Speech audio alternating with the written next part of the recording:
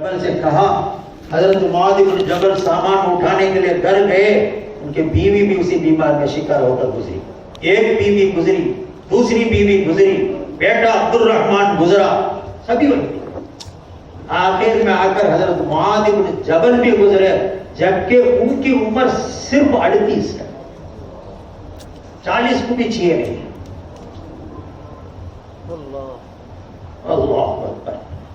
تو بزرگوں نے محترم یہ دور میں آیا، اس کے بعد الحمدللہ وہ بیماری ہٹی، وہ وائرس ختم ہوا، تاریخ میں ہمیں پڑھتے ہیں، مگر ہمارے لیے ایک سبق دے کر گئے، اس پر صبر کرنا، اس کو اوپر راضی ہو جانا، خدا کے پاس رحمت کا توقع رکھنا، یہ ہمارے لیے انہوں نے سبق سکھایا ہے۔ اس قسم کے وائرس تو ہے نہیں یا خامخواہ کے ڈر ہے، وہاں تو باقاعدہ پھوڑا نکل آتا تھا، مرتا تھا، اس کے جو پیپ ہے دوسروں کی لگا تو انہیں کچھ اس کا وسوسہ کا شکار ہوا، ایسے گزرتے چلے گئے کہ ہم کچھ بھی نہیں ہے پھر بھی مر رہے ہیں۔ اب کی حالت میں کورونا میں کیا ہے؟ ارے کوئی وجہ نہیں ہے، پھر اس کے لیے ہر بار جو استعمال کیا جاتا ہے اس کے باوجود کوئی کمی ہوئی ہے؟ نہیں ہے۔ پورے عالم کو لپیٹ میں لیا، افواہیں پھیلا کر لوگوں کو مار کر، سنا ہے ہم نے، تو اوپر سے پاپولیشن کو کم کرنے کا ذریعہ ہے۔ ہسپتال والے ایسا لوٹ رہے ہیں۔ میرے حقیقی بھائی ہیں، میرے سے 3 سال کے بڑے، بخار آیا سخت، ابھی کئی مہینہ بخار آیا، کوئی ہسپتال والا لینے تیار نہیں، ڈاکٹر دیکھنے تیار نہیں، 10 منٹ تو ادھر کھڑ کر ادھر بیماری کو دیکھ رہا ہے، کیا بیماری ہے؟ ہمارے رشادیوں کو معلوم ہے، فاطمہ کلینک کر کے ہمارے مدرسے کے بازو میں کلینک ہے، وہ ڈاکٹر صاحب بھی ادھر ہی کے ہیں، حیدرآباد کے ہیں شاید، تو ارشاد الحق کے رشتہ دار ہیں، ارشاد الحق ہیں، ان کے رشتہ دار بھی ہیں۔ اس لیے بولتا ہوں ہماری کوئی گڑی ہوئی بات نہیں ہے، قصہ نہیں ہے، حقیقت ہے، بطور سند بولتا ہوں۔ تو انہوں نے کہا مجھے، ڈاکٹر صاحب میں کبھی کوئی بیماری ہوئی تو ان کو فون سے بات کر کے جا کر دوا وغیرہ لیتے، تو میں اسے آپ سے ملنا چاہتا ہوں۔ ڈاکٹر صاحب نے کہا اللہ کے واسطے آپ مت آیا کریں، اب کلینک کو مت آئے۔ پھر ایک بار چلا ہی گیا، دیکھے تو ایسا لباس پہنے ہوئے ہیں جیسا آرمسٹرانگ چاند میں اترتے ہوئے پہنا تھا، عجیب سا لگا۔ ڈاکٹر صاحب کہاں ہیں کر کے تلاش کرو، وہ لباس کے اندر ہے، تو بولے اسی لیے بولے حضرت آپ کو نہیں آنا کر کے، میرے بارے میں ایسا تبصرہ کریں گے۔ تو انہوں نے کہا حضرت حکومت کی ایک ٹیم آئی، ایک جماعت آئی، آ کر مجھے وارننگ دیے تمہارے طرف سے کوئی پازیٹیو بیمار کیوں نہیں آیا، کیا سازش ہے سمجھ لیجیے۔ اللہ اکبر، کوئی پازیٹیو بیمار کیوں نہیں آئے؟ ارے پازیٹیو آئے رہے تو جناب بھیجیں گے، زبردستی وہاں سے لے رہے ہیں، نہیں بھیجنے کی وجہ سے آپ آئیے کوارنٹائن کو، ڈاکٹر کو پکڑتے ہیں، پھر انہیں بول کر کچھ کروا کر میں اپنے ہی گھر میں کوارنٹائن، کہاں بھی بیماری نہیں ہے، پکڑ کے جانا چاہ رہی، لے جا رہی، جا کر 3 دن رہے ہیں، پھر کتنے کی لاکھ روپیہ کیا کہ کچھ کر کے چھٹ کیا رہا ہے۔ ڈاکٹروں کا یہ قصہ ہے، یہ علاج کا طریقہ ہے، یہ کمانے کا ذریعہ ہے، یہی کام کرے، یہی کام کرے، ظلم ہے۔ اور ایک قصہ بھی، ہمارے مدرسے کے پڑھے ہوئے نوجوان ہیں، شام میں فون کر رہے ہیں گھر والوں کو، مجھے یہاں جان کا خطرہ محسوس ہوتا ہے، تمہیں جلدی مجھے یہاں سے ڈسچارج کر کے لے جاؤ۔ صبح ہوئی ان کی موت ہو گئی۔ اس پر بھی عجیب ہے، وہ کہاں تک صحیح ہے، میں 2-3 آدمیوں سے پوچھا بھی ہے، وہ سب ہاں میں ہاں کے ملا ہے، لیکن کوئی علاج کرنے والا ڈاکٹر ایک نوٹ رکھ کر خودکشی کر لیا ہے. ان کے جو معالج تھا ڈاکٹر، انہیں ایک نوٹس لکھ دیا ہے، میں اور کتنے آدمیوں کو ماروں، میرا دل گوارا نہیں کرتا، اور کتنوں کو مارنا پڑتا نہیں معلوم، میں اس لیے دنیا سے رخصت ہوتا ہوں. تو یہ بیماری ہے. کیا بنانا چاہے؟ کیوں پریشان ہونا؟ ذرا سی بات پر کیوں ہسپتال جانا ہے؟ ارے اپنی گولی ہے، اپنی دوا ہے، کچھ کھا کر صحیح کرو. میں تو بتایا وما کان لنفس ان تموت الا باذن اللہ کتابا مؤجلا. موت تو نہیں آئے گی، ہرگز نہیں آئے گی، پکی بات ہے. تو ہمارے بھائی کا ایسا بخار آیا. مصیبت ہمیشہ اتوار کو چاہتی ہے، جہاں ڈاکٹر نہیں ملتے ہسپتال بھی نہیں رہتے. اتوار کا روز تھا، ہر ہسپتال لے گئے، کوئی لینے تیار نہیں. ڈنڈیگل میں، ہمارے بستی میں، تمل ناڈو میں. آخری میں وہاں کے سیاسی لوگوں کے سفارشات میں ایک ہسپتال لے گئے. وہ بھی شفا ہسپتال ہے نام اس کا، مسلمان ہسپتال ہے، مسلمان ڈاکٹر ہیں، مگر اس میں کوئی مستثنا نہیں ہے کمانے میں. لے لیا بخار کے، ایک اتوار کو کوئی علاج نہیں، ڈاکٹر ہی نہیں آئے تو چیک اپ کہاں گئے؟ پیر کو روز آئے، پیر کا رزلٹ ہی منگل کو دیا، منگل میں نیگیٹو آ گیا، بیماری نہیں ہے کر. پیر کے روز یہ ڈاکٹر آ کر بولے ان کو 2 انجیکشن کرنا ہے، ابھی چیک اپ نہیں ہے، کیا بھی نہیں. ایک انجیکشن خالی 75,000 روپیہ ہے، 2 انجیکشن 1.5 لاکھ روپیہ ہے. یہ بتا دیں. ارے انجیکشن کرنا ضروری ہے، کریں جو الگ بات ہے، بیماری کی تحقیق ہی نہیں ہوئی ہے، 2 انجیکشن کرنا بول رہی. تو دوسرے دن نیگیٹو آنے کے باوجود بول رہی 2 انجیکشن کرنا ہی. تو میں یہاں سے ان کو، دوسرے میرے رشتہ دار کو، وہ دوا کے نام، انجیکشن کا نام ذرا دیکھ کر مجھے بھیجو جی. وہ دوا کا نام لکھ کر مجھے واٹس ایپ میں بھیجے. میں ہمارے یہاں بنگلور میں جو شفا ہے، وہاں کے بہت سارے ڈاکٹر ہیں ہمارے پہچانت کے، تعلقات کے، میرے شاگرد بھی ہے ڈاکٹر مشتاق. تو ان لوگوں کو میں فون سے بات کر کے یہ دوا ہے، یہ کہیں کے واسطے ہے، کیا ہے، تحقیق کیا. تو انہوں نے بولے جب نیگیٹو آ گیا ہے، یہ تو کورونا پازیٹیو کو دینے کا انجیکشن ہے، یہ ضرورت نہیں ہے، مگر دینا بول رہا ہے ہسپتال. اس کے علاوہ یہ دوا کی اصلی قیمت 32,000 روپیہ ہے، 32,000 اونلی. اس پر انہیں 47,000 روپیہ نفع رکھ کر لوٹ رہی. 2 انجیکشن کرنا لازمی ہے بول رہے. ارے اس کے بعد نیگیٹو آ گیا، پھر کیوں ڈال رہے ہیں؟ نہیں ڈالے تو تم نہ ڈسچارج کرو کر کے مطالبہ کرنے پر نہیں جی ایچ کو آپ کو بھیجیں گے، گورنمنٹ ہاسپٹل کو بھیجیں گے، گھر نہیں جا سکتے.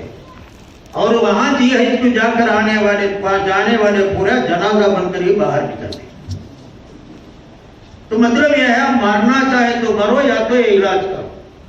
پھر ان کے پاس ہمیں فقیر بن کر تکلف، ہمیں محتاج نہیں، اتنا پیسہ ہمارے پاس نہیں ہے، ہونا کو تو ہمارا قسطوار ادا کرتے، انسٹالمنٹ میں دیتے ہیں، اس لیے آپ کو پیسہ نہیں ہے، زیادہ سے زیادہ 1 انجیکشن کر دو کر کے 1 انجیکشن کر. وہ کرے یا نہیں کرے، وہی انجیکشن ہوا نہیں معلوم. جانا تو جانتے ہیں، وہاں ہونے والا علاج کا تو بیمار کو کچھ بھی پتا نہیں رہتا. 3 دن 4 دن کے بعد باہر نکلے، جناب 3.5 لاکھ روپیہ بل ہے. جبکہ ہمارے فاطمہ کلینک کے پاس گئے تو 150 روپے میں کام ہو جاتا. یہ عجیب قسم کا ماحول ہے، ظلم ہے. پھر الحمدللہ اچھے ہیں، اللہ کا فضل ہے، جا کے بچ کر آ گئے. ہسپتال جا کے بچ کر آنا. کل بھی مجھے جو کار میں فون کیے اسی کو ان کو وہی ڈر ہے. اب یہ آ گیا، اس طرح سے کیا کرنا. میں شفا کے لیے فون کر کے پوچھا تو آپ یہاں نہیں ہے، وہ گورنمنٹ کے پاس ہی جانا ہے. طبیعت میں کوئی علامت نہیں ہے، کسی قسم کی تکلیف میں، خالی بلغم ہے. اس کے بلغم کو اگر چیک اپ کرے تو خواہ نے پازیٹیو بول دیا. انہیں پریشان. آخر میں گورنمنٹ کا اسپتال ہی کو جانا، وہاں سے علاج کرنا کر کے ہمارے ڈاکٹر صاحبوں کا کہنا تھا، اس لیے وہی مشورہ میں بھی دے کر آیا. تو بزرگوں، ساتھیوں، یہ جو آج کل کے دور میں یہ کب تک چلے گا نہیں معلوم. اس کا نقصان ہم کو باقی سب سے زیادہ مسلمانوں کو اٹھانا پڑا. لاک ڈاؤن کے نام سے مسجدیں خراب ہو گئی, مدارس خراب ہو گئے, مکاتب خراب ہو گئے. اللہ جانے دوبارہ ان بچوں میں کیسا دین کا داعیہ ہم پیدا کریں گے. 1 سال گزر گئے, کتنوں کا دل بگڑا نہیں معلوم, دماغ پھرا نہیں معلوم. اب کیا یہ پڑھے ہی پڑھنا, پہلے سے بڑے مشکل سے ہمیں سنبھال کر لے جاتے رہے, مگر ایسے ماحول بن گیا.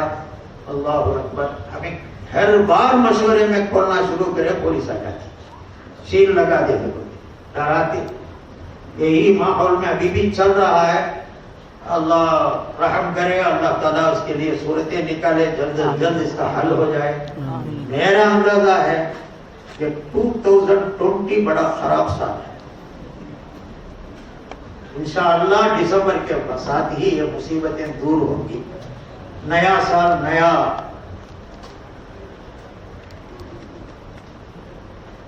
جو اللہ کے طرف سے رحم و کرم کو لے کر آئے, انشاءاللہ اس کو امیدیں ہمیں رکھنا ہے.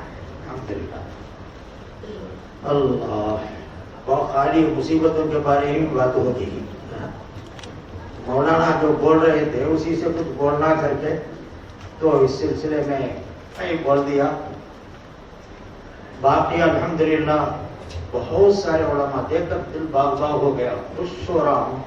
اتنی بڑی جماعت, علماء کی جماعت مل جل کر ایک جگہ آنے کے لیے اللہ نے توفیق دی, ان سے خطاب کرنے کا موقع دیا. بڑی خوشی کا بہت ماحول ہے, احساس بہت کرتا ہوں. اللہ مبارک کرے, مزید مزید اس اتحاد اور اتفاق کی صورتیں اللہ پیدا فرمائے. اب بزرگوں, دوستوں, علماء کرام ہیں, یہ مکاتب میں آج تک جو بے دینی کا ماحول ہے, طرح طرح کے مشکلات میں ہمیں امت پھنسی ہوئی ہے.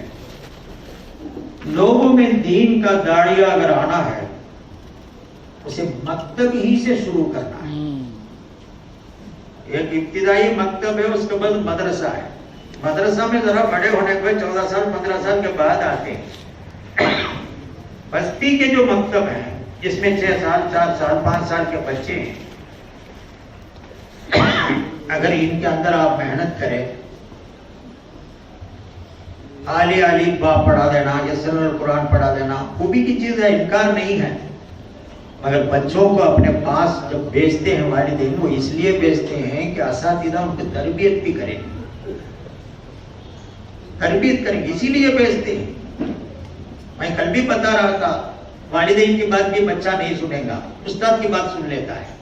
والدین بولتے ہیں تمہارے استاد کے پاس بولو گا, جب بات سن لیتا ہے تو اللہ فطرت نے اس علم میں رکھا ہے سننے سنانے کی بات, مان لینے کی بات ہے نا. دیکھیے ہوتے نواسے دادا نانا بن گئے ہمارے شاگرد ہیں, آج بھی انہیں ہمارے سامنے ایسے کھڑے ہیں جو کہ پیسہ ہمارے پاس پڑے جیسا.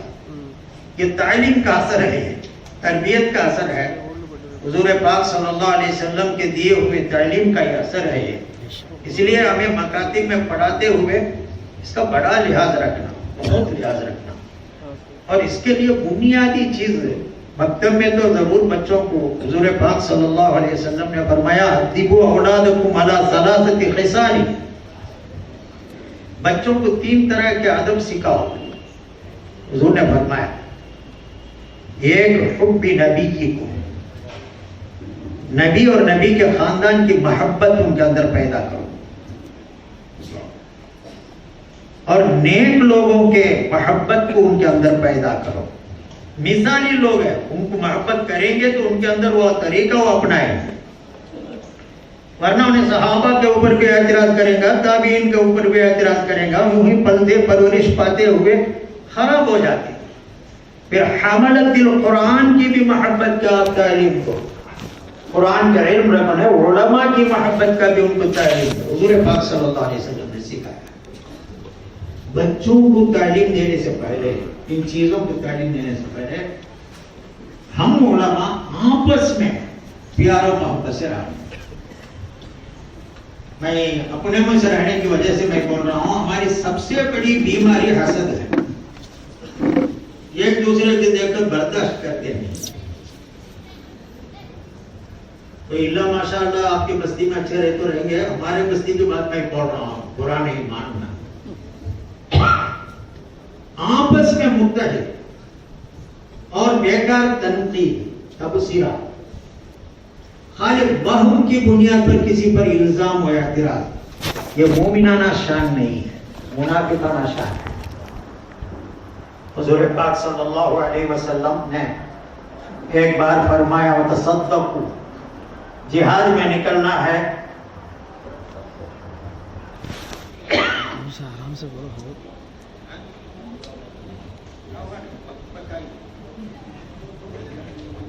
کیا ٹائم ہے؟ 2 بجے تک. ٹھیک ہے، پریشان مت ہو جائیے، لمبی باتیں کر رہے ہیں، 2 بجے تک ختم کرنے کا حکم ہے، انشاءاللہ کر لیں گے. ٹھیک ہے، درخواست مطلوب ہے، منظور ہے. اللہ اکبر. حضور پاک صلی اللہ علیہ وسلم نے فرمایا صدقہ کرو. تو صحابہ ہے اپنے اپنے شان کے مطابق لائے. میں ابھی بتایا تھا 400 دینار کیا ہوتا ہے کر کے. اللہ. حضرت عبد الرحمن بن عوف رضی اللہ عنہ اس میں جہاد میں خرچ کرنے کے لیے کل اپنے جائیداد میں سے آدھا جائیداد لا کر پیش کیے، جس میں 400 دینار تھا، 12,000 درہم تھے. کتنے کا آپ حساب لگا لینا، بڑی رقم ہے. تاجر تھے حضرت عبد الرحمن بن عوف، مالدار تھے، ساتھ دلدار تھے.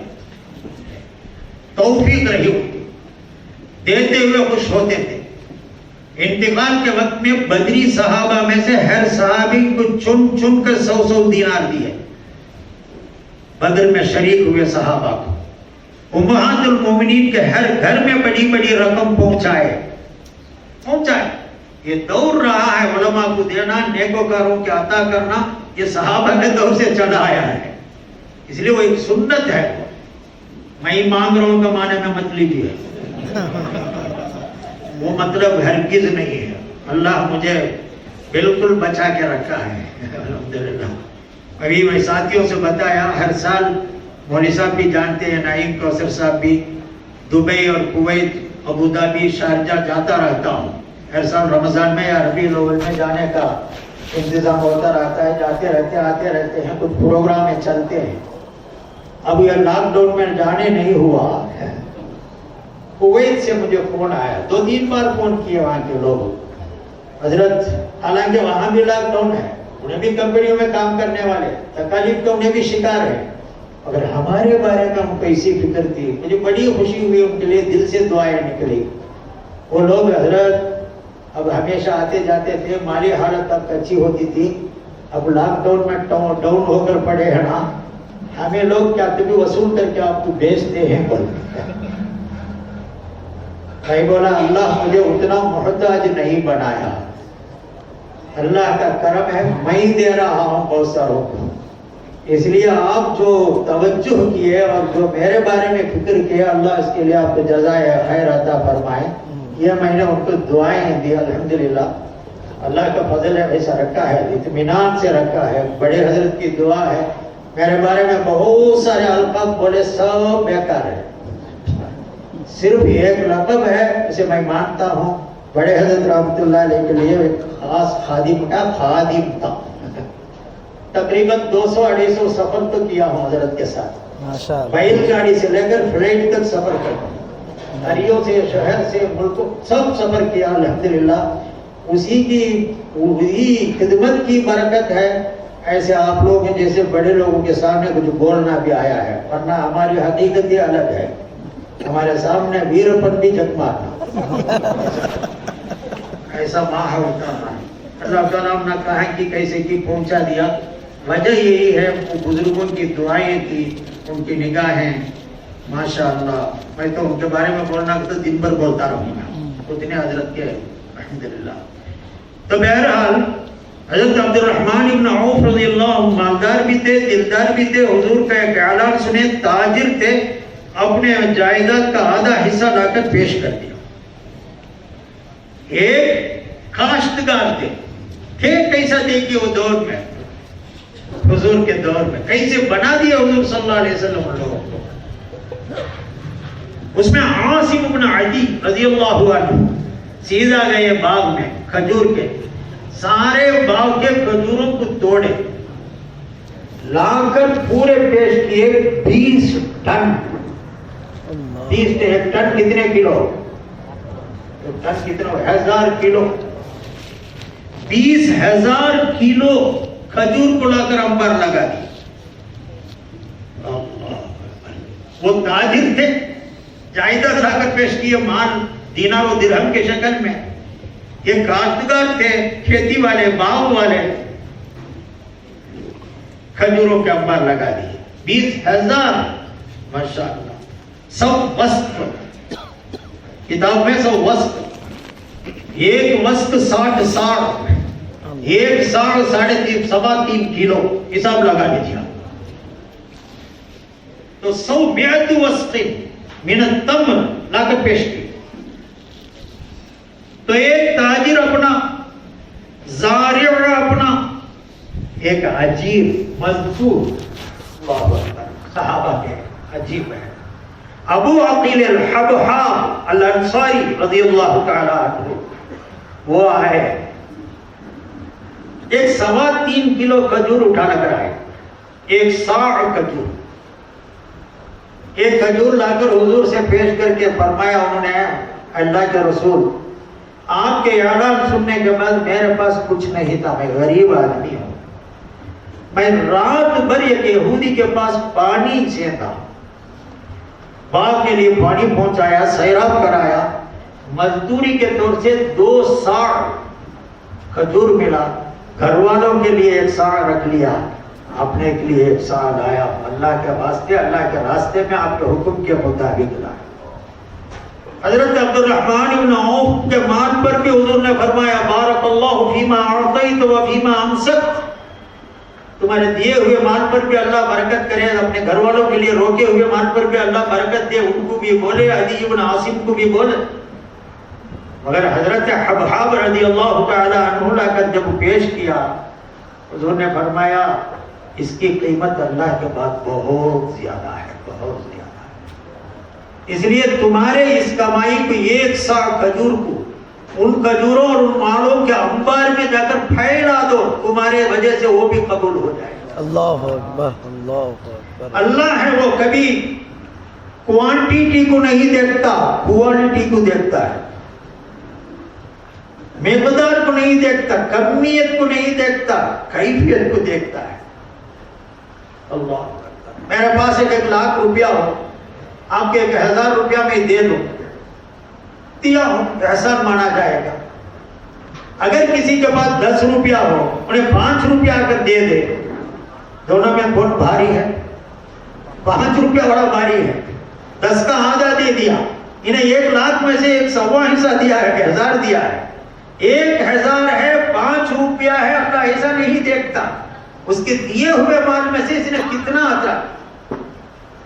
تو رات بھر اجر جریر ہے، طول اللیل، رات بھر میں نے سیراب کرایا، گھسیٹا اس کے ڈول کو، اس کے ذریعے سے مزدوری ملی۔ حضور نے فرمایا انصرہ فی الصدقہ، پھیلا۔ میں بولنے کا مطلب ہے اتنا بڑا تاجر دیے، زارع دیے، اجیر دیے، مزدور بھی دیے، مگر منافقوں نے کیا کہا معلوم؟ اسی کو بتانا تھا، انہیں تنقید کا انداز میں کرنا۔ ان دونوں کو دیکھ کر کہے یہ تو ریاکاری دکھاوے کے واسطے روڈ آ کر یہاں اڈل رہے ہیں۔ حضرت عبد الرحمن پر بھی طعنہ دیا، حضرت عدی بن عاصم پر بھی طنز کیا۔ آخر میں ابو عقیل حبحاب الانصاری رضی اللہ عنہ کے دینے پر بولے بڑا صدقہ کر دیا ہے، 1 ساع بیماری سے پورا جنگ جیتنا ہے۔ اللہ اور اللہ کے رسول 1 ساع کے لیے تڑپ رہے ہیں، ایسا طنز کیا۔ اللہ نے آیت اتاری، الذین یلمزون المتبعین من المؤمنین کی آیت پوری اتاری۔ یہ طنز کرنا، تنقید کرنا، طعن کرنا، یہ بہت بری کام ہے، وہ منافقانہ شان ہے، مومنانہ شان نہیں ہے۔ مومنوں کے شان میں اگر غلطی ہو، اگر آپ اس کی فکر ہو تو ان کی اصلاح کرنا ہے یا درگزر کرنا ہے۔ تنقید کر کے، تبصرہ کر کے گرا دینا اس کا سلا بڑا خراب نکلتا ہے، ایک بہت بڑا خراب نکلتا ہے۔ میں ایک واقعہ سنا کر بات ختم کرنے، صحیح بھی وقت لگے گا، چلے جائے گا۔ بہت ایک آپ کو اب تک ابھی کوئی بولے ہو نہ بولے ہو نہیں پتا، اگر غلطی ہو تو اللہ مجھے معاف کرنا، سوچنے کا ایک انداز ہوتا ہے، اس طور سے میں اس کو پیش کرنا چاہتا ہوں۔ امام بخاری علیہ الرحمہ کو تو کون نہیں جانتا، 4270 پر 5 حدیثیں لکھے، حدیثیں لکھنے کے لیے 4270 پر 5 بار غسل بھی کرے، اتنے محتاط، اتنے احتیاط۔ اور باقی تو فضائل علماء حضرات ہیں، جانتے ہیں امام بخاری کو، ہمیں زیادہ بولنے کی ضرورت نہیں، مگر آخری میں ان کو مصیبتیں آئیں، شاید جانتے ہوں نہ جانتے ہوں، آپ تاریخ میں پڑھیں گے تو ایسا معلوم ہوتا ہے، ایک کم تکلیف میں آ کر امام بخاری دنیا سے تنگ آ کر اللہم اقبضنی اللہم اقبضنی قد ضاقت علی الدنیا بما رحبت فاقبضنی الیک، یہ دعا کر کے گزرے۔ واقعہ ہوا تھا اللہ، امام بخاری بخارا میں رہے، تعلیم دیتے رہے، وہاں کے بڑے گزرنے کے بعد، متوکل علماء کی حکومت آنے کے بعد حالات بدلی، تو وہاں سے دور میں نیساپور ایک بستی ہے، وہاں جا کر خدمت کرنا چاہا، نکلے۔ میں مختصر کر کے بات بتاتا ہوں۔ نیساپور میں حضرت آنے کی خبر بہت پھیلی، لوگ بہت دور دور دور دور آئے، 100 کلومیٹر کے ادھر آ کر استقبال کر کے لے گئے، لے جا کر اس میں محمد ابن یحیی الحذلی تو امام بخاری کے استادوں میں سے تھے، ان کے راوی ہیں، ان سے امام بخاری روایت لیے ہیں، محمد ابن یحیی الحذلی رحمہ اللہ تعالیٰ، جو نیساپور کے بہت بڑے عالم تھے، محدث تھے، مفسر تھے، فقیہ تھے۔ انہیں خود اپنے ساتھیوں سے کہا، محمد ابن اسماعیل البخاری یہاں خدمت کرنے آ رہے ہیں، ہم استقبال کرنے کے لیے ہم بھی جا رہے ہیں، آپ بھی آئیں۔ 2-3 مرحل، ایک مرحلہ کہتے ہیں 40 کلومیٹر کو، بعض روایت میں 2 مراحل ہیں، بعض میں 3 مراحل ہیں، گویا 100 کلومیٹر کے انداز میں نکل کر آ کر استقبال کیا، لے گئے۔ لے جانے کے بعد باتیں چلی، آئین کی تعلیمیں چلتی رہی، مگر یکایک اختلاف پیدا ہوا۔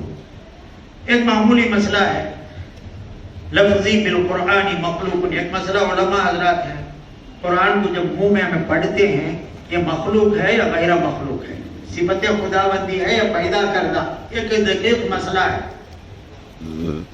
وہاں کے علماء میں ہمیں قرآن کو پڑھتے ہوئے جو بھی آئے گا وہ غیر مخلوق ہے، صفت ہے، یہ مسئلہ عام تھا۔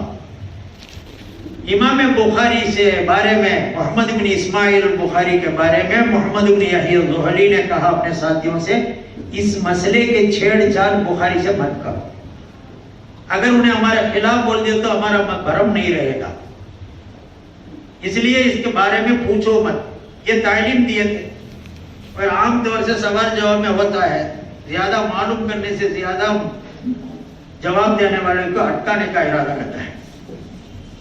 تو کسی نے پوچھا لفظی بالقرآن کا کیا مسئلہ ہے، حضرت ٹالے، ادھر ادھر پھیرے پھرائے، انہیں چھوڑا نہیں۔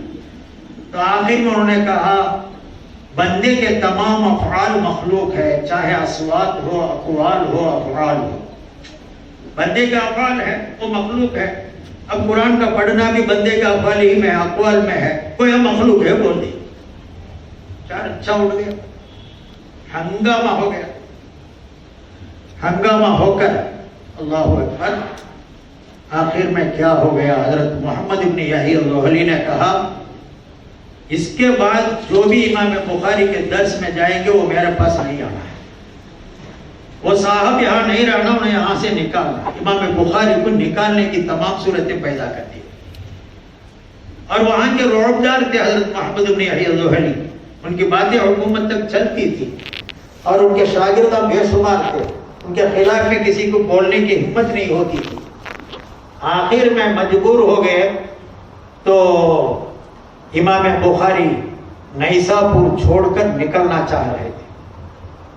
اللہ اکبر۔ مجلس میں محمد بن یحییٰ الزحلی نے کہا اپنے شاگردوں سے، اگر امام بخاری کے ساتھ کوئی حمایت کر رہے ہیں تو وہ میرے حدیثوں کو لینے کا حقدار نہیں ہے، یہ بول دیے تھے۔ وہ اس مجلس سے اٹھ کے چلے جائیں، یہ بولنا تھا۔ مجلس میں بیٹھے ہوئے تھے امام مسلم رحمہ اللہ اور امام احمد بن سلمہ رضی اللہ عنہ۔ پورے مجمع میں یہ دو ہی آدمی اٹھ گئے، وہ امام بخاری کے حمایت میں اٹھے۔ امام مسلم شریف کے جو مصنف ہیں، امام مسلم محمد بن یحییٰ الزحلی سے لکھی ہوئی کتابوں کو اونٹوں میں لاد کر واپس بھیج دی، اتنا لکھے ہیں جو واپس بھیج دیے۔ امام بخاری کے ساتھ نکلے، آ کر دونوں نے معذرت کی، حضرت یہ لوگ ہیں، ان کے خلاف آپ نہیں لڑ سکتے، آپ یہاں سے نکل جائیے، یہاں سے نکل جائے۔ امام بخاری بادل ناخستہ بہت تکلیف کے ساتھ، جتنے باعزت طور سے ان کا استقبال کیا گیا تو اس طرح سے ان کو بھگایا گیا، تو پھر دوبارہ بخارا چلے گئے۔ بخارا گئے، پھر دوبارہ امام ہمارے پاس آئے، وہ لوگ بڑے استقبال کیے اور آپ کا آؤ بھگت کر کے وہاں بٹھا کر وہاں بھی آزمائش شروع ہوئی۔ وہاں کا جو بخارا کا حاکم تھا، انہیں امام بخاری کو کہا کہ آپ اپنے کتاب کو لے کر ہمارے گھر پر آئے، ہمارے اولاد کو آ کر تعلیم دیں۔ حضرت امام بخاری سوچ میں پڑ گئے، تو انہوں نے کہا میرے علم کو میں ایسے بے عزت ہونے نہیں دوں گا۔ اگر میری حدیث اور میرا علم تم پانا ہے، میرے گھر پر آویں، یا کوئی مسجد میں کوئی مدرسہ قائم کرے، وہاں ہمیں آپ کو یہ کہیں گے کریں گے، ورنہ آپ کے گھر میں آ کر میں مدرسہ یہ پڑھنا پڑھانا یہ میرے بس کی بات نہیں ہے۔ انکار کیا۔ اب حاکم سے ٹکرا کر کیا کر سکتے ہیں؟ انہیں نے بھی بڑی بے عزتی کی۔ امام بخاری کو وہاں سے نکالنے میں لوگوں کا استعمال کیا۔ امام بخاری علیہ الرحمہ بخارا بھی چھوڑے، اپنے خاص شہر ہے نیسابور سے بھگائے گئے اور یہاں سے بھی آپ کو نکالا گیا۔ راستے میں سمرقند کے پاس جانا چاہ رہے تھے جہاں آپ کا رشتہ دار تھے، اور ہر تنگ جگہ نامی جگہ میں آ کر پہنچے، بہت مایوس ہو گئے، بہت مایوس ہو گئے۔ مایوس ہو کر ہی اللہ عید الفطر کے رات میں تہجد کے بعد اللہ سے اپنے یہ دعا فرما دی، یہ ساری زمین اپنی کشادگی کے باوجود میرے اوپر تنگ ہو گئی ہے، پروردگار اب میں یہاں رہنا نہیں چاہتا، مجھے اٹھا لیجیے، فاقبضنی الیک۔ دعا کر کے چند دن میں راستے ہی میں امام بخاری گزر گئے۔ یہ بخاری کا واقعہ سنانے کی وجہ یہ تھی، اتنے بڑے امام کو آخری عمر میں اللہ نے کیوں ایسی تکلیف دی؟ دیکھو، ہر محدثین مفسرین علماء کو تکلیف آئی ہے، حاکموں سے آئی ہے، اپنوں سے نہیں آئی۔ یہاں اپنوں سے آئی ہے۔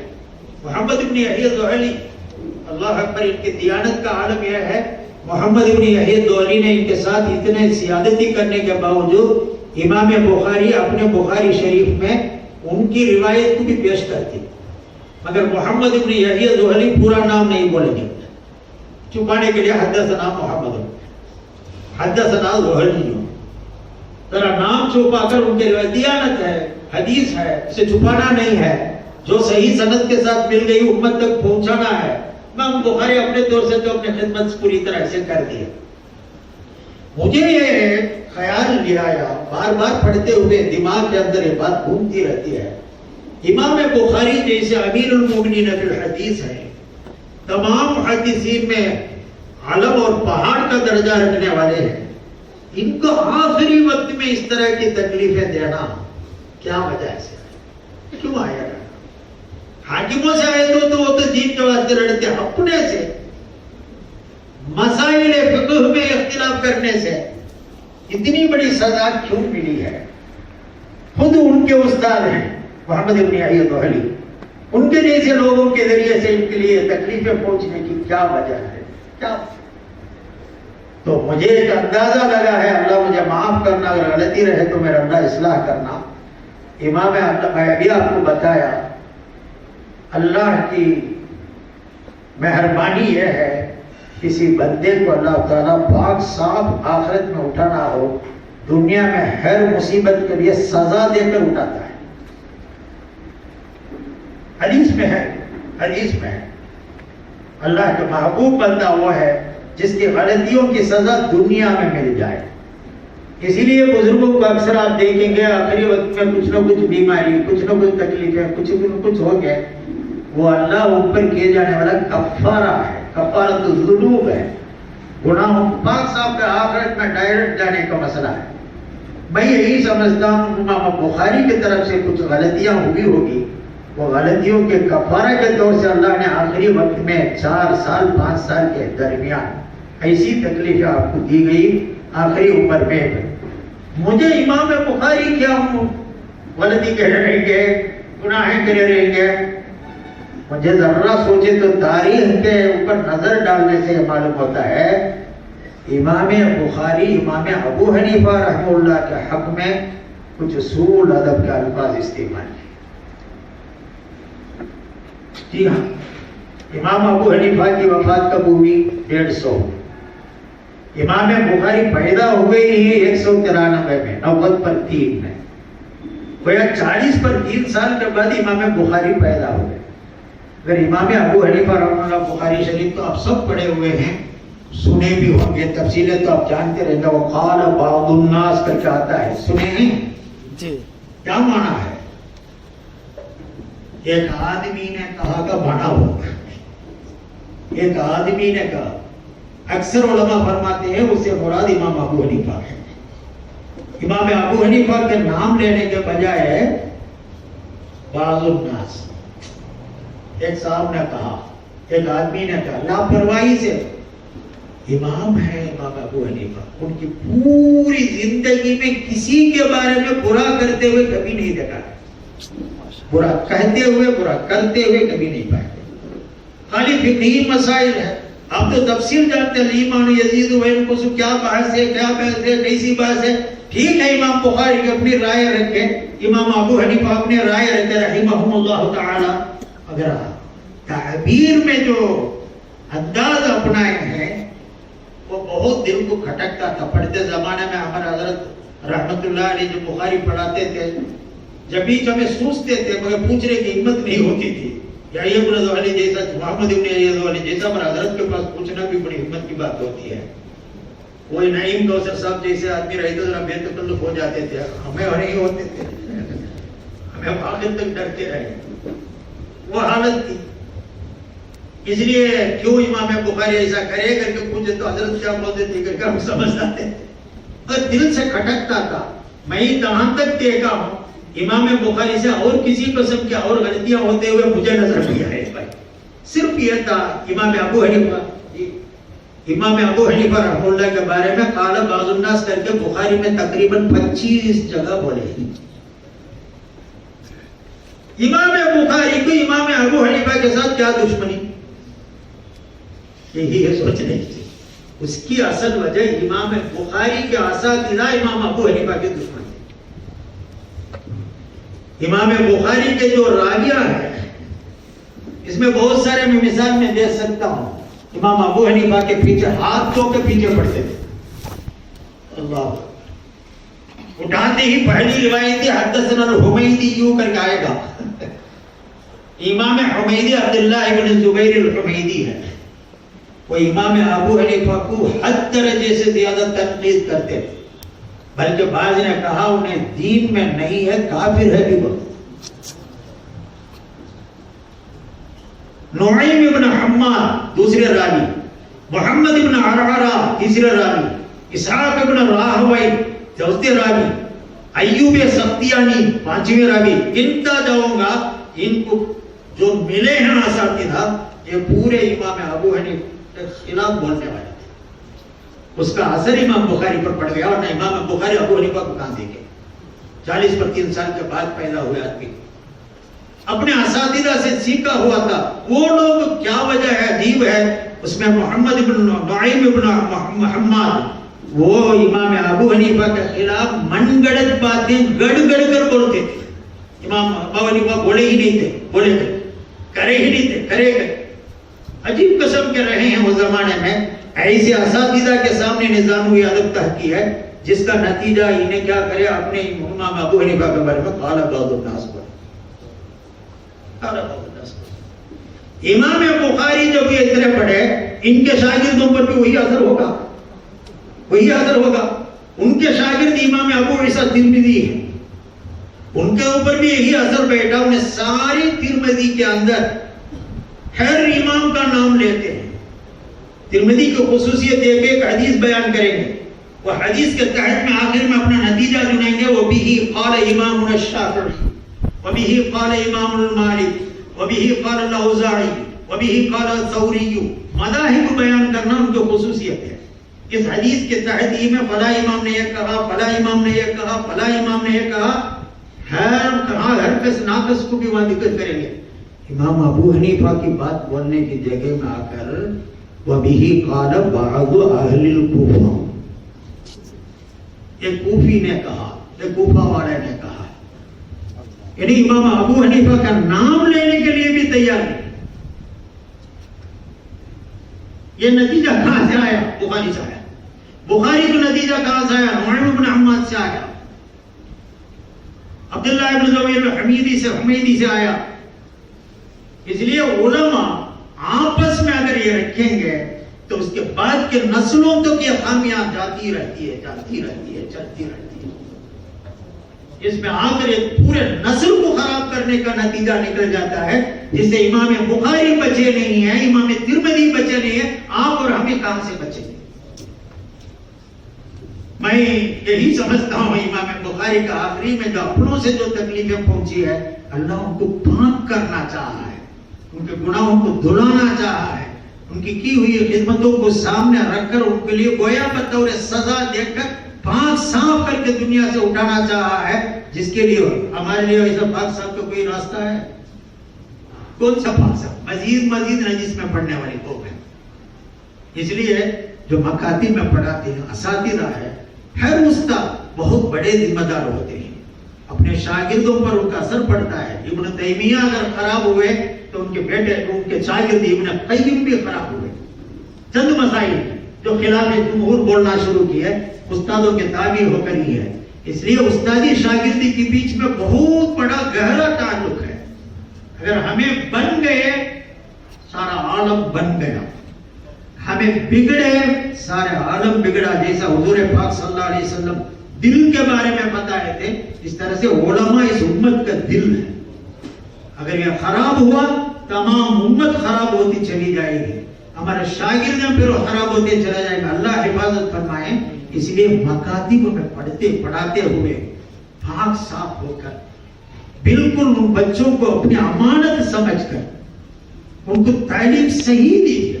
خالی الف با پڑھائیں گے، ضرور پڑھائیں گے، آپ حفظ القرآن پڑھائیں گے، قرآن پڑھائیں گے، سب حج کرائیں گے، سبق کرائیں گے، عقیدہ صاف کیجیے۔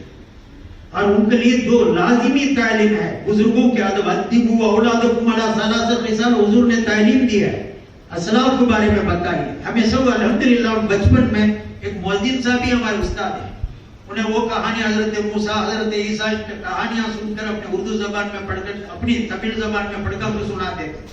ہمیں اسی سے الحمدللہ ان کے عظمت، ان کے اکرام، ان کے اعزاز دل میں بیٹھا ہوا، آج بھی بیٹھا ہوا، کبھی ان کے خلاف میں بولنے کی ہمت نہیں ہوتی۔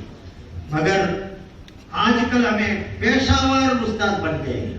آپ کو نہیں بول رہا ہوں، میں جو ہو رہا وہاں بتا رہا ہوں۔ ہر جگہ جاتے ہیں، بس پیسہ مل گیا، پڑھا جاتے ہیں، میرا پیسہ ہو گیا، بھائی پڑھانا انہیں کیا حال ہو وہ نہیں۔ ہماری بڑی ذمہ داری ہے۔ میں اپنے ہونے کی وجہ سے بول رہا ہوں یا میرے اپنے کو بول رہا ہوں بھائی، تو بڑی ذمہ داری کے ساتھ ان کی اصلاح کیجیے۔ بہت بگڑی ہوئی ہے امت، بہت خراب ہو کر عجیب قسم کا ماحول ہے۔ آئندہ کے لیے کیا حال ہوگا نہیں معلوم۔ اس واسطے الحمدللہ میں سنا ہوں آپ کے ہاں مکاتب بڑے کامیاب طریقے سے چل رہے ہیں۔ اور ساتھ دینے والے بہت ہیں، اہتمام ہے، کم تنخواہ پر راضی ہو کر بہت خدمت کر رہے ہیں. مجھے تو رشک پیدا ہوتا ہے آپ لوگوں کو دیکھ کر، آپ کی خدمات کو دیکھ کر. میں اپنے طور سے فریضہ سمجھ کر یہ بات آپ کے سامنے سنا دے رہا ہوں تاکہ یہ امانت ضائع نہ ہونے پائے اور ان کی حفاظت کریں. اس کے لیے محنت کرنا ہے، محنت کے لیے صحیح تربیت. میری اولاد کو میں کیسا سمجھوں گا، ایسے اپنے بچوں کو پڑھنے کے لیے آنے والے بچوں کو آپ سمجھیے، اپنے اولاد سمجھیے، ان کو مستقبل کو سنواریے، ان کو بہترین نظم، ان کے صحیح عقیدہ، صحیح تربیت، صحیح تعلیم آپ دیں گے، آپ مثالی صورت اپنا لیں گے، سارے عالم کے لیے آپ کا فیض پہنچے گا. اللہ کرے اسے قبول فرمائے، سب کے لیے اس کا خیر و برکت کو عام کرے. اس کے علاوہ اور مزید ایک بات ہے، کوئی بھی بات آپ تعلیم دینا چاہتے ہو، اس بات کے بارے میں آپ پہلے تحقیق کر لیجیے. تحقیق سے پڑھنا ہے، حدیث سناتے ہیں، تاریخ سناتے ہیں، پہلے ویریفائی کر لینا. خود کو نہیں معلوم ہے دوسرے عالموں سے پوچھ لینا، پوچھ کر آپ صحیح کر کے. میں دیکھا ہوں، اس لیے بول رہا ہوں، چند دن پہلے ایک ہمارے دوست آئے، بڑے انگریزی سے میں یہ کتابیں ترتیب دی ہیں کر کے کچھ نصابی کتاب بتائے تو مکاتب کے لیے کام آتے ہیں کر. میں ان کے سامنے ہی کھول کر دیکھ رہا تھا، دیکھ کر میں بتایا ان کو، بہت محنت کی ہے، ٹھیک ہے. اور وہ بولے تو بہت سارے علماء ساتھ دیے ہیں، سب کے تحقیق کے طور سے دیکھ کر میں بولا، میں اتفاق سے 2-4 سبق بولا. وہ ہماری نظر ہے نا ہماری سوالت کی جیسا کبھی غلطی پلچ پڑتی ہے. وہ میں دیکھتے ہی بولا یہ سب آپ تحقیق سے دیں گے کیا؟ پوچھا. جی حضرت دیکھا ہوں، پورے میرا ساتھ پڑھاتے. تو پھر ایک حدیث کو انہوں نے پیش کیا، تو میں یہ حدیث ہے، یہ مسند امام احمد ہے، بچوں کو مکتب میں پڑھاتے ہیں، آپ کے علاقے میں ہے یا نہیں معلوم، مم بدا جفا ہے کیا بھائی؟ آپ کی کتابوں میں ہے کیا معنی؟ ایسی کوئی حدیث ہی نہیں ہے. مم بدا جفا، جس نے بد زبانی کی اس نے ظلم کیا. یہ ترجمہ کے ساتھ چھاپا تھا. میرے سامنے سسٹم تھا، تقریباً 20,000 کتاب ہے اس میں. میں کھول کر ان کو بتا کر یہ حدیث ہے کیا دیکھو، لا توجد النتائج، پورے رزلٹ نہیں. پھر کیا تھا میں بتایا. پھر مم بدا نہیں ہے، مم بدا ہے، دال سے ہے. بدا لال سے انہیں لکھے ہیں. ان کا ترجمہ بد زبانی کرنا، بدا کے معنی رہے گا لغت میں، حدیث میں ہونا ہے نا، حدیث کے نام سے آپ پیش کر رہے ہیں. اصل ہے مم بدا جفا، یہ حدیث ہے. بدا کا معنی ہے جو آدمی خریے میں جیتا رہا. خریے میں جو جیتا ہے ان کے اندر سخت مزاجی رہتی ہے کا معنی ہوتا ہے. انہیں اسی کا الفاظ بدل کر، ترجمہ بدل کر، جو بد زبانی کیا، ظلم کیا، چھوٹے چھوٹے بچوں کو یاد کرایا، انہیں کل جا کر اسے حدیث کے طور سے ہمارے جیسے ان کے اسٹیٹ اتفاق سے مائک مل گیا، انہیں بھی بول دیا. ہنسنے والے ہنسے گی نہیں. من بدا کا معنی دوسری روایت میں من سکد البادیت فقد جفا، اس کا مختصر جملہ ہے. بدا یبدو بدون کا معنی بادیت میں رہنا. بادیت کہتے ہیں قریوں میں. قریے میں رہنے والے بہت مرٹ مزاج کے رہتے ہیں. اچھے میں رہتے بھی مرٹ رہیں گے، خراب میں رہتے بھی مرٹ ہی رہیں گے.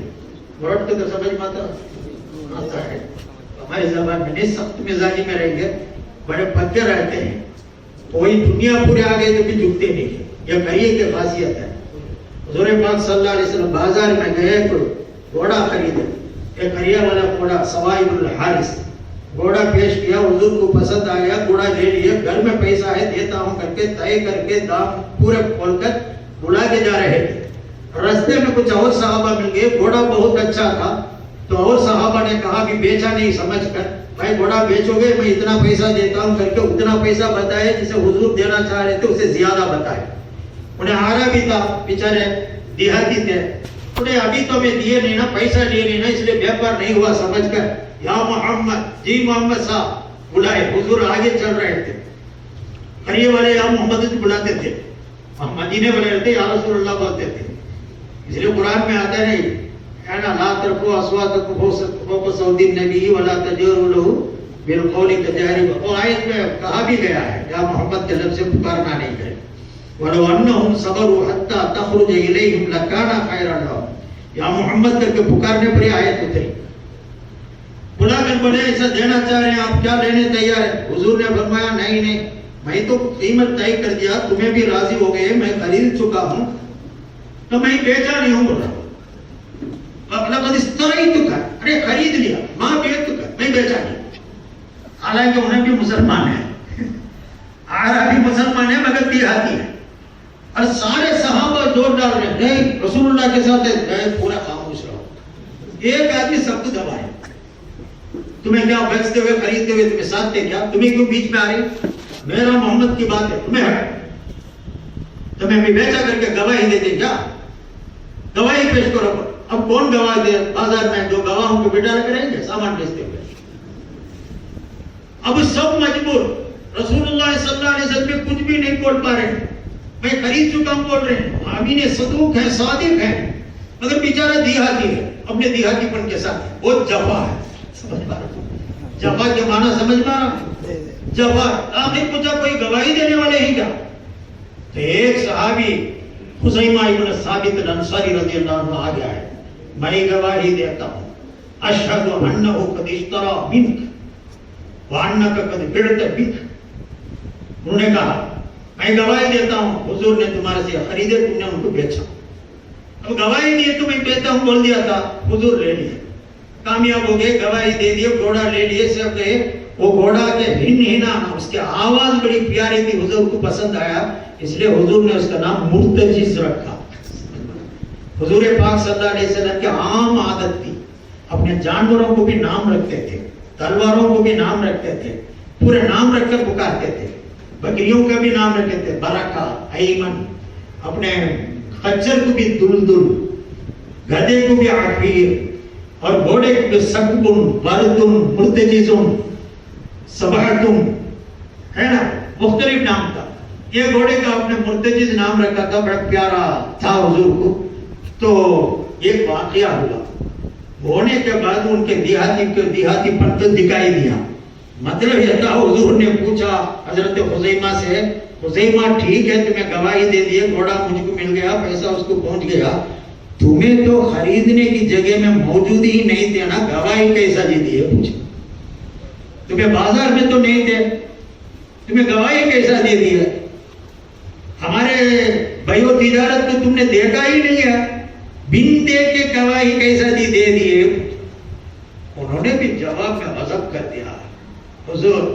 ہم نے اللہ کو دیکھا آپ کے کہنے پر اشہد ان لا الہ الا اللہ حضور ہم نے جنت کو دیکھا جہنم کو دیکھا آخرت کو دیکھا اتنے بھاری برکم چیز کو آپ کے کہنے پر بن دے کے اشہد ہم بول سکتے ہیں 4 روپے کے گھوڑے میں بولنے میں مجھے کیا رکاوٹ ہے